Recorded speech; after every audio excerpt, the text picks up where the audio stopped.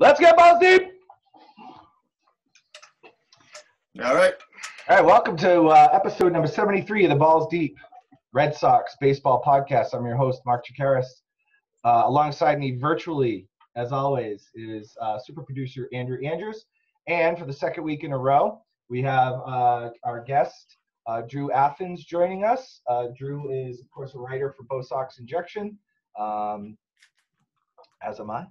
And we welcome him to the show. And Drew, I got to say one thing Sure.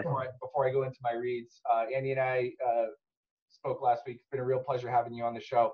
And in these difficult times, maybe it took this to sort of get us together and figure out how to make it happen. So it's been a pleasure having you. I appreciate it, guys. It's been great. It's been fun, definitely. Just a couple of things before we start. I want to give a shout out and a big thank you to Jake Iggy from Bo Sox Talk. He has a podcast. He had me on a couple of weeks ago. I've been meaning to thank him for 2 weeks. I've got sidetracked. I went on his podcast. We talked about the second base situation with the Red Sox, which of course I've been passionate about for like 3 years. And he had me on, and we had a great podcast. And he's legit. He gets former players on. He gets some Barstool guys on. So it was a real pleasure to be a part of that crowd. So thank you to Jake Iggy. So that's my first thing. Second thing is I want to give a little plug. I want to ask for a little bit of help from our listeners and anyone who can support obviously the restaurant industry in this difficult time. So a buddy of mine is the president of the Corky Row Club, which is it's basically an Irish restaurant and club in Fall River, Massachusetts. A couple of years ago, they were about to shut down. They've been open since 1934. Irish immigrants bought 4 rows of, or they built 4 rows of housing in close to downtown Fall River. And they named it Corky Row for Cork, Ireland. Corky Row does amazing stuff. They were shut down on March 16th, literally, one day before St. Patrick's Day, which is obviously their biggest day of the year. Lost a ton of money. Big day, yeah. Lost a ton of money. They've just survived this thing, and they do great stuff. I mean, they do weekly meals for disabled veterans for free. So it really sucks that they're kind of struggling. So 2 ways you can help. Number one, you can go on their website and pick up this beauty, which I got in the mail today. Nice shirt. Right? Great shirt, yeah. T-shirt, $20. You can Looks get good. that. Or you can, they have a GoFundMe that came out yesterday. They're trying to raise $7,000. It went up yesterday. I checked right before the podcast. They're up to $1,100 in one day. All right. So Fantastic. If people are local and getting paychecks and working from home and really nothing's changed about your life, I respectfully ask that you help out Corky Row. They do great things. And I was supposed to bartend there, Andy, actually, on St. Patrick's Day after work. I was gonna. I'm a celebrity bartender. I understand. And, That would have been cool. Yeah. Pour some drinks. I haven't bartended since 2008. Irish immigrant, Andy, which I think you said that you had visited a couple. I had, before I turned 21, yeah, I'd go there. Once I turned 21, there was no reason to go there. But before, it was definitely. Yeah, it was famous for that. It was famous for allowing all sorts of people in, just like it was real Ireland. All right, so let's get into the podcast, and our first topic is going to be the new realignment plans that it's kind of been circulating this past week. Before you say that, this thing seems to be the one I'm not saying I think it's going to happen, but it's been the least shot down. Right. You know what I mean? And the reason why is because it keeps basically everything local. Yeah. Which I think the players kind of wanted. Mm-hmm. They didn't want their families to be in, wherever, and then they have to be in Arizona, for all this months to be in all everything else that was floated, like 48 hours later, everyone's like, fuck that. Yeah. You know what I mean? So There was that original Yeah. idea that was almost like baseball Thunderdome. You know, they were going to just segregate everyone Exactly, in yeah. Arizona, you know, and cut them off from the world for whatever 4 months. Which I think is the NBA's plan now with the whole Yeah. world thing. Right. So let's see if I could just like do this right now. Right. Okay. Well, for our watchers on YouTube, we have the proposed division. So the Red Sox would be in what's called the Eastern Division. 3 divisions. Okay, 3 divisions total. The Red Sox would be in the East with the Orioles, Pirates, Marlins, Mets, Yankees, Phillies, Rays, Blue Jays, and Washington Nationals. So it would look like that. All right. And that's great. For the West, you So have it's kind of like the AL East. I was going to say it's kind of like the AL East with the NL East, and then you kind of throw the Pirates in there. Yeah, and it's sort of like it was a little bit like it was before the wild card situation. Yes.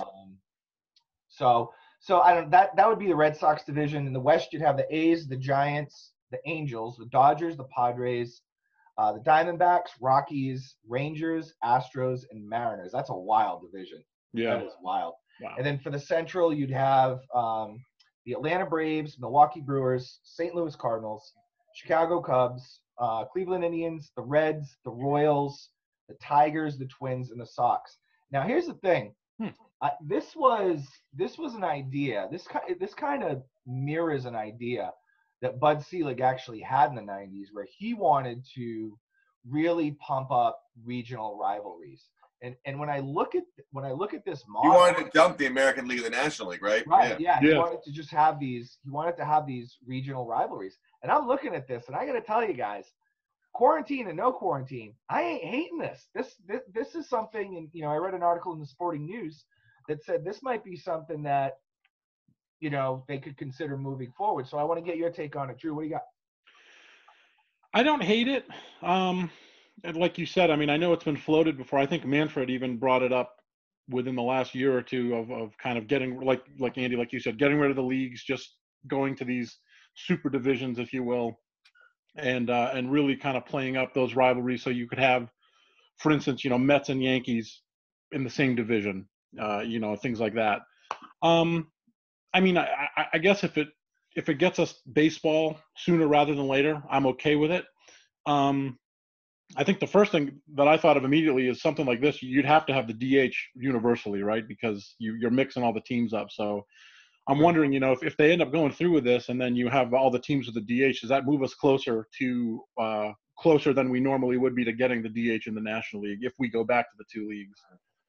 I guess my only concern with this setup is just thinking from it as a baseball purist. How does it go into the record books? Let's say we go back to normal next year. Does the result of this year go into the record books as a normal season?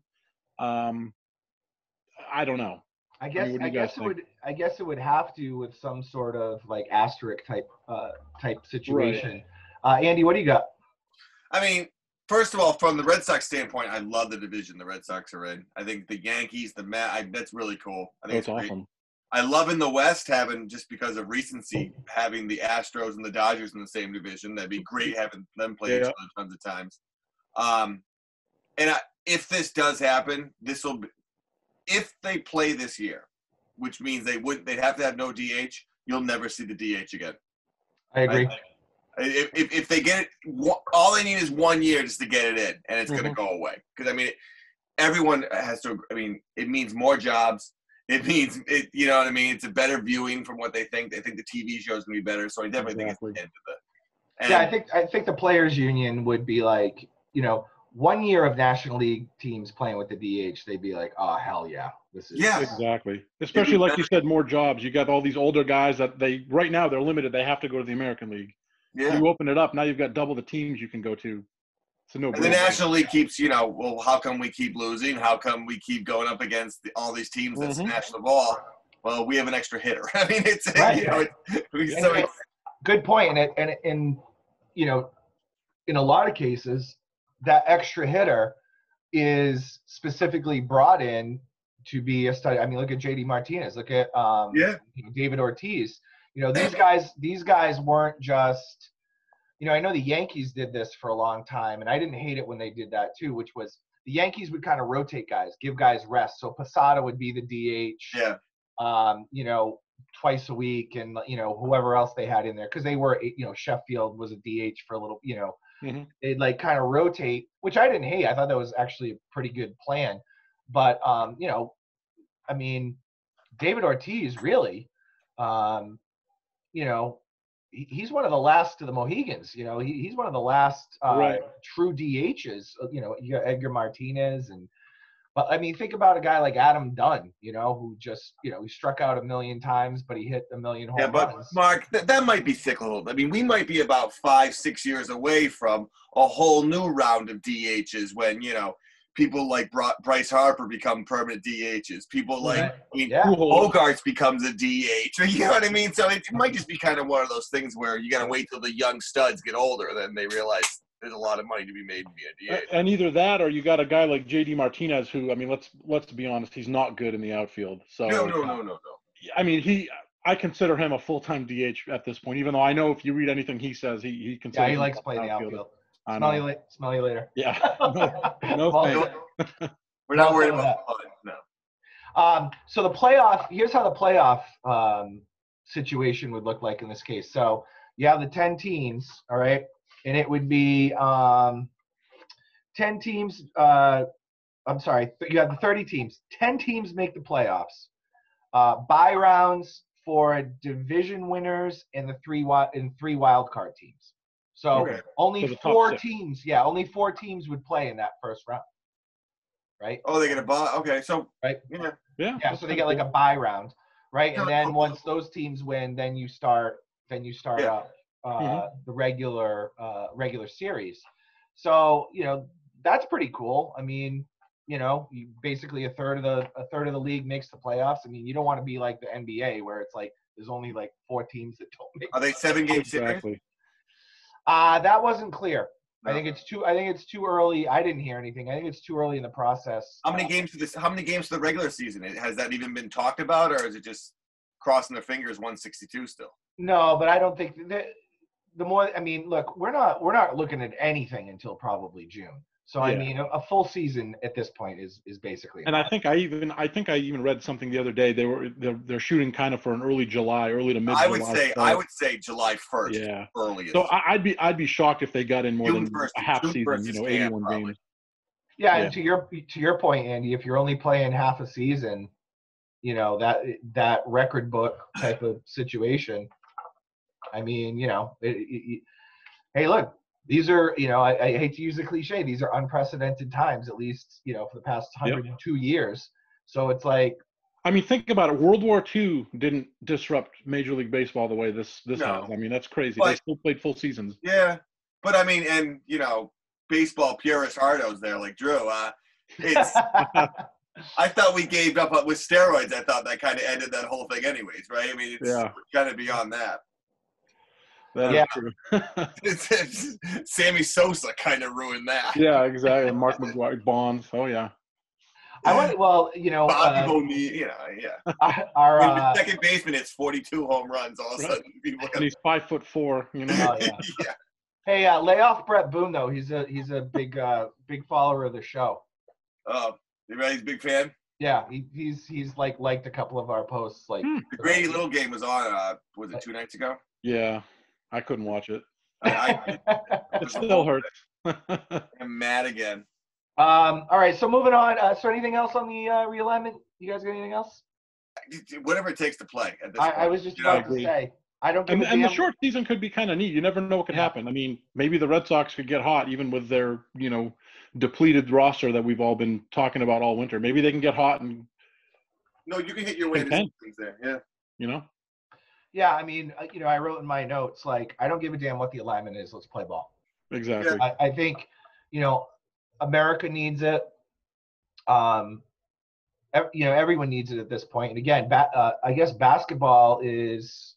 Did they start up today? I think they opened up their training camps today. Some places could. It depended on state. I don't like LA when they ask for special permission. So again, you know, I think that if they can pull this off. They're gonna get a bunch of new fans. You know, rekindle a love for the game. Everyone's like, baseball's so slow. And it's like, well, everything's slow right now. So this is the perfect time for something. Perfect time. Exactly. Yeah. Perfect time. It really is. All right. They can do, honestly, if you're baseball, be smart. Do like day games in the middle of the week and stuff like that. Oh, yeah. Of course. People are home. Double headers? Yeah, I'm working. Yeah. Just crank through games. Yeah, they should have every day across the country, if they're in it. There should be a slate of day games, middle of the day games, and night games. You know what I mean? Have baseball on all day. That would be unreal. That would be awesome. Think about Twitter and social media, the interaction between fans. If that was the case, that would be special. And I think they got to try to figure it out, because I think it really would be special. Yep, opportunity. All right, moving on. Speaking of playing baseball, I'm sorry. I laugh every time. Manny Ramirez. Now I want you guys to steroids. I want you guys to look at my face, okay? I got the gray kind of thing. I'm not a handsome man. I'm 45 years old, and Manny Ramirez, who is 3 years older than me, at 48, is eyeing a comeback to play for. We talked about this last week. Taiwan, right? In the Taiwan Baseball League, or the Chinese Professional Baseball League in Taiwan, or whatever. He briefly played there in 2013 with the EDL Rhinos, which is a phenomenal name for a baseball team. Played in 40, and that was when he was in steroid exile, right? 2013. He was already out of the majors, right? Yeah. Yeah, I think he was.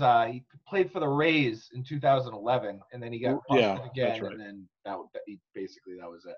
Yeah. But in 49 games, he hit 352, 8 homers, and 43 RBIs, which is pretty good stats.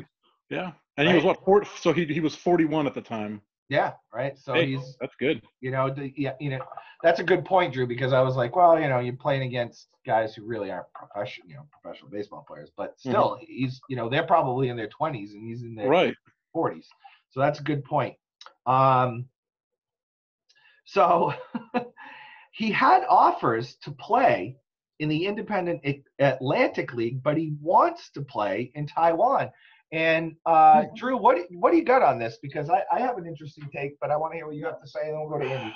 Drew, honestly, the first thing I thought of when I heard about this the other day was he needs money, or either that or he's incredibly bored with his life and he needs something to do. He's not selling his grill on eBay or whatever the hell that was. Either that or he's so bored that he just wants to go halfway across the world and play baseball. I mean, good for him if he can still do it. There was a video, I think yesterday, of him in a cage taking some hacks, and he looked like Manny. I mean, he didn't look like some washed up, 50-year-old guy trying to relive his glory years. I mean, he looked legit. Yeah, he hasn't blown up. No. He looks old, but he doesn't look fat. You know what I mean? Exactly. Andy, what do you got? From the other side, I think any team in Taiwan is stupid to pass this up. It is an absolute no-brainer. I mean, you're starting to finally show up on the internet in the middle of the night. You might get some people watching. You're gonna absolute. I think from both sides, no-brainer. And I don't know if Manny's broke. He seems like one of these dudes who just only knows how to play baseball. He really just. I literally think he just sits at home and just like stares at a blank wall. You know what I mean? I don't. Like, he's not reading books, right? I mean, just holding a baseball, looking at it. Like he just stares at the wall. Yeah, exactly. Time to play. And he gets up and he goes. I don't think he really. It's. Yeah. So I think this is literally the perfect time for this. I mean, Manny Ramirez comes back, plays in Taiwan. They get more exposure, Andy, as you just said, right? No brainer for a Taiwan team. Oh, sure. Yeah, no brainer for a Taiwan team. No brainer for Manny. And then he gets he's back on the map, legit. Almost like another. He's like a star again, back. No, and I get 1,000,000% why you do this as opposed to the independent league. He's playing for $300 a game, and he gets a chicken meal in styrofoam to eat on the bus. You know what I mean? It's not. Come on, At least in Taiwan, you're technically a The professional. independent league isn't even playing, so it's a moot point. But, Right. Yeah. Oh, and he'll be a star in Taiwan too. Yeah. Even if he's just an attraction, you'll come see the former major leaguer. He's an American, and exactly. he's famous. I mean, it's yeah. And they Why not? probably let's be honest. I would be very surprised if they had Olympic level testing procedures over in Taiwan. You know what I mean? So he could stretch that for a little longer. Uh-huh. Yeah, I mean, I say go for it and let him juice up and Why not? whatever he needs to do and swell up like a tick. Yeah. Yeah, exactly. All right, so we're gonna shift gears a little bit. So Drew, you wrote an article for Botox Injection this week. Yep. Did it come out yesterday or the day before? I think the day before. I don't know. The days all run together at this point. That's true. It's I don't day, even know what day it is. It's day. That's what I say to my wife every. Right. It's the day that ends morning. in Y. Exactly. What day is it? It's day. All right. It's So just me now that Drew's here. I'm gonna have to start reading things. Like, yeah. I mean, Drew, he never read my stuff. You know, like I come in. It was like homework coming article. across my text machine. I didn't read it. Just read the headline. That's it. Yeah, like most of our Facebook following. All right. So anyway, Drew wrote an article on the 10 greatest home runs. Was it greatest or most important? Most important. Is the way I phrased it. Yeah. In Red Sox history. I read some of them and I agreed with some. I disagreed with others. So we'll let you take it away. You can cover, the ones you think are probably more important. And sure. I'm gonna refill my drink and I'll be back in 2 shakes of Lansdale. So the first two we'll skip over because they were kind of I was kind of reaching on these. So one was Ted Williams in the All-Star game. The other one was his last at bat.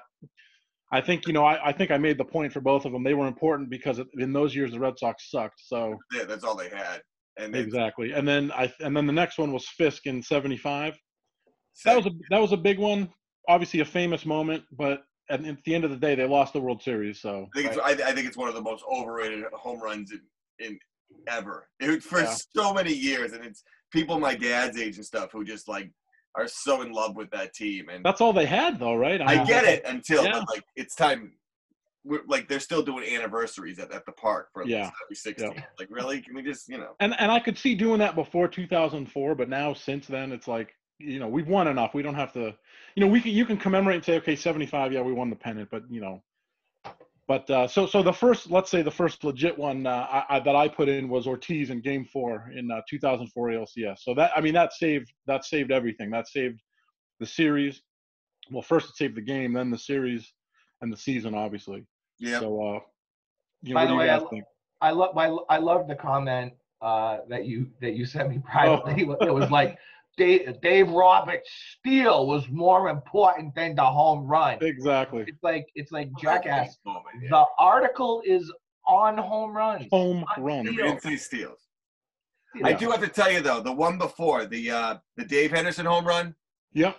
Let's go. Let's do that one. I forgot about that one. That for me, that is the and I remember sports before that, but so I was born in '77, so I'm 9 years old.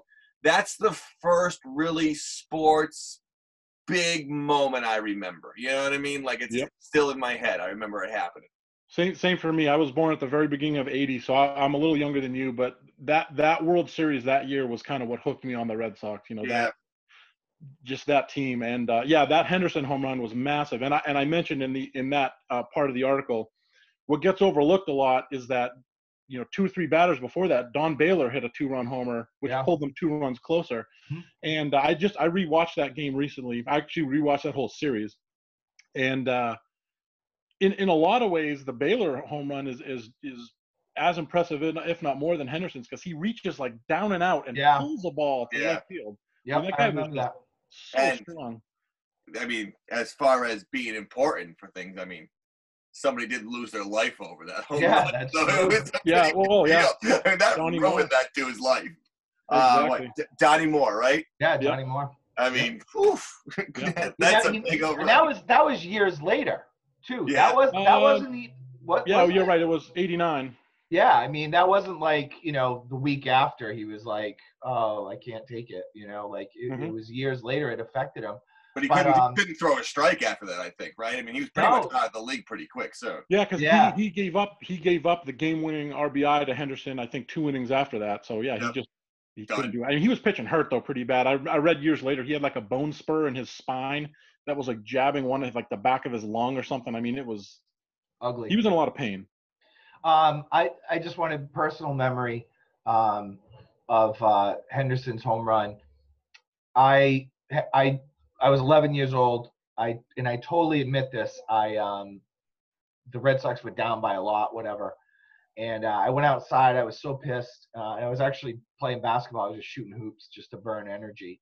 And after Baylor's, I just gave up on the game. And after Baylor's home run, my mother called me in and she goes, "Hey, you gotta come in. You know, they're starting to come back." And I was like, "Whatever," you know, like. I would have made you stay outside. Good luck. I was like, "Screw these guys!" Like, they suck and all this stuff. And I went inside and when he hit that home run, Andy, to your point, that was up until that point, that was probably the greatest singular moment I remember in sports up until that time. Really had nothing good up to that, yeah. I mean, obviously the Celtics won in '84, but like, I mean, I don't know, that was expected. I was like, yeah. Right. And they won in '86, but I mean, they ran over everyone that year. Right, exactly. Yeah, so Drew, a couple other ones? Yeah, obviously we touched on the Ortiz one in Game 4, 2004. I mean, that's obviously a huge one. I think that's the biggest one on the list. I mean, you went chronological, which yes, I thought was kind of a puss move. I'm not going to lie. And honestly, that's the first time I've done that. Usually I randomize them. You get it right. You put yourself out there using what you said. But anyways, I thought the 2004 was the most important on the entire list. Yep. I don't think it's even really that close for any other ones. Yep. No, that home run in Game 4, I think is it's probably the most important point in any in the history of the Red Sox to be. I'll agree with that. If they got swept in that series after what happened the year before, it might have been. The world could be different. You know what I'm saying? Absolutely. Just things could be very different. It just everything changed. I mean, everything this losing mentality changed. This celebrating the impossible dream season. Well, they lost. Celebrating Fisk's home run, they lost. Celebrating 1946, they lost. Celebrating some guy hitting a ball wicked fat and there's a red seat. Who cares? Yeah, in a meaningless game. Yeah, exactly. No, every other alternate reality, it just doesn't happen. They lose that game, and you crawl into a hole. Well, Andy, as we can see from your background, obviously, comic books, it's like, writing that like alternative, Yeah, and that's it. Earth 2 Red Sox. Yeah, that would be great. What would have happened if that didn't take place? So, all right, moving on. So I wrote an article yesterday, again the day before, day, about the immaculate inning. I did a little bit of research. I was going to do a piece on Clay Buchholz, if you can believe that. And I just started looking into Clay, and I saw that he had pitched an immaculate inning. So I said, I kind of did some research. I said, well, I want to check this out.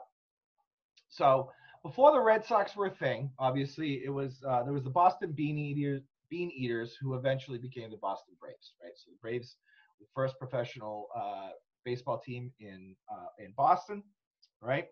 And on June 4th, 1889, they played the Philadelphia Quakers. Thank God people have changed their name. I was thinking that, I mean, the Bean Eaters, that'd be just, there'd be protests in the streets. Yeah, I know. You can do that these days. That's what non-Bostonians don't understand, is that no one from here calls it Beantown. No one. No. No one. I've never met anyone, in New England that calls it that. So anyway, this dude John Clarkson took the mound. Right, he led the league in pitching that year in 12 categories. He pitched over 400 innings. Every other day. season. And by the way, this was the 154 game season or whatever it was. Right? The guy was, He's back in pitching the 3 times a day. week, though. Back in the literally day where pitching they were every just day. like, what's that? Yeah, pretty much. Literally pitching every day. Yeah. I think it was a three-day rotation, right? So I think he made like 47 starts or something preposterous. Okay, so he got Jim Fogarty, Sam Thompson, and Sid Farah to strike out on 9 pitches, therefore becoming the first pitcher in Major League Baseball history to record the what's called the immaculate inning, where you strike out the side on 9 pitches. And then I did a little bit of research and found out that the Red Sox pretty much are right in there. I think they're tied for first with the Dodgers and the Yankees for doing this. So rarer than a no-hitter. There have been 303 no-hitters in the modern era of baseball. There have only been 206 immaculate innings. Sandy Koufax, of course, did it 3 times, right? Yep. Did you guys know that Sandy Koufax owned a hotel in Los Angeles, and it was kind of like a hippie orgy hotel? Really? Can't say that I knew that. True story. Yeah. He didn't. I mean, he wasn't like really like there too much, but like he just owned it, and it was in L.A. and people were getting crazy there, and like who knows? Huh. Good for him. So he did it 3 times. Lefty Grove, Nolan Ryan, Randy Johnson, Max Scherzer, and Chris Sale have done it twice. So there you go. So for the Sox, Pedro in 2002, Clay Buchholz did it. Which is that's surprising. I know it's just, but it isn't, because he wasn't horrible, but because he does a couple things every now and then, awesome, exactly. Right? And then he fucking blows for so much more. That's so much like him, actually. Yeah, that's true. It's so true, Annie. It's so perfect, Clay Buchholz. Like no hitter, my second start or whatever. Yeah, start throws a no hitter, and I'll never forget. Do you guys remember when he threw it? He was like, yeah. Like, yay. He like didn't know what to do. He's like, what did I just do? But yeah, he does weird things. And like you look at his numbers, and even his career numbers were pretty damn good. Yeah, they're not bad. He hasn't, his right now his career ERA is under 4. Yeah. Pretty good. But then you remember how frustrating it was to watch him on an everyday basis. Right. Oh. Put a couple guys on base. You know what I mean? It's just like throwing over to first a million times when he had a base runner on. That, and he was always hurt, and always. I remember that he got kind of crucified because he said something about, well, if I'm not 100%, I don't even bother. Yeah. Right. I mean, come on. Did he go? He went on the DL because his baby fell asleep in his arm, and he in a weird position. He fell asleep. He got injured because his daughter fell asleep on his arm. Yep. And he was out for like 3 months. I think that was in 2013 where he was like, he had a great season. He did. He was like 10-1 or something, wasn't he? Yeah. Yeah, made the All-Star team. He was on fire. 2-time All-Star. Mm-hmm. 2-time World Series winner. Yeah. I mean, just unbelievable stats for this guy. But like, again, totally infuriating because he'd have a 5.28 ERA one year, and then he'd have like a 1.89 the next year. And more than anything, he just really seemed like a big fucking flaming douchebag. Yeah, he never said the right things. He was not endearing. He was not engaging. Yeah, it was very awkward. With what's his face from the auto dealership there. Ernie Boch. Yeah, Ernie Boch playing guitar at the House of Balloons. Talk about a douchebag, right? Have you guys seen Ernie Boch lately? He's got like long hair. Oh, he's like midlife crisis. Yeah, I mean, he used to be like short hair, glasses, the suits. Now he's like Mr. Hippie dippy. I mean, playing guitar and buying books for school children. You know what I mean? Yeah, making $1 jillion and looking like a complete asshole. So Craig Kimbrell has done it. That's not surprising to me. I mean, no. Of course, gas. He throws hard. I mean, I think you're going to see it more and more. I honestly, I think it's it's happened. It's happening more often as we kind of go. Exactly. You can see it here where it didn't happen in Boston from 1890 whatever to 2002. But what's the trend in baseball right now? The trend is strikeouts or home runs. The trend is batters who are going to do 3 mad cuts no matter what happens, and they're going to get, so I think you're going to see it more and more. Yep. Everyone's turned into Vlad Guerrero. Just let it rip, man. The Kimber one, the only thing that surprised me about that is obviously the fact that he's a reliever. He has a lot fewer innings to get one. Right. Which kind of makes it more impressive when you think about it. Yeah. Has Rivera done it? Mariano? I don't think so, right? I mean, I glanced over some stuff. I didn't. Yeah. That didn't pop out to me. He's the kind of guy you'd think maybe, but yeah, I don't know. Yeah. Here's the thing though. Before I get on to our next guy, former Red Sox third baseman Travis Shaw has been on the losing end of 2 immaculate innings. One against the Red Sox, and I forget who else, but that could show you something because he's like one of those dudes. And I know he's had he was good for us for a little bit. Then we traded him, and then he like got really hot. But then he was like a Will Middlebrooks type of. Yeah, he had I think 2 good seasons with Milwaukee, and then I think they cut him. They released him last year. He was so bad. Yeah. Yeah, they sent him down, and then they released him. But he's been on the losing end of 2 immaculate innings. Wow. So this one surprised me. Porcello had an immaculate inning with the Red Sox. That does. He's a big contact guy too. So ground ball pitcher. That was super surprising to me. And Chris Sale, final Red Sox guy who's done it, did it twice. And you would say, oh, was it 2018? It was last year. Last year. Yeah. Yep. Last year he did it less than a month apart. Yeah, I remember that. Well, it was. Yeah, but then he needed like 2 months off, right? Yeah, they shut him down. They shut him down after that. He shut him right down. He had such a weird season because he looked like ass when it started. Yeah. And then he had that stretch where he struck out like 17 one game, 14 the next. I think he lost both of those games, though, because they didn't score any runs for him. Yep. And then he looked like crap again. And then actually his last couple starts were pretty good. And then all of a sudden his arm falls off and, he's done. Yeah, absolutely. And it's funny. I forget which Sale game I was looking at where he had one of the immaculate innings, but I think it was like the 8th inning in 2019 where he got one of them. And it's like, and in my brain, I'm saying to myself, and the Red Sox had like a 10-run lead or something. Is that a good idea? Yeah. I'm saying to myself, why is this guy even in? Mm-hmm. Well, it was the season before when he went for his 300th strikeout. Wasn't that the big one? And then. Yeah, and then they have to cut him down. Left him in, and then he was in the DL for 2 weeks after that. Yeah, and then he was not very good in the postseason. Yeah, yeah. Everyone remembers 2018 and Sale striking out Machado, and he had a great inning that inning. I mean, he blew through him, but he did not have a great postseason. No, the Dodgers were swinging to go home at that point. Mm-hmm. Yeah, come on, it was all over. Yep. They were like, "We're here. We're going to stay here. We're not leaving." Yeah, I can just grab my stuff from my locker, go home. Be home in half an hour. Yeah.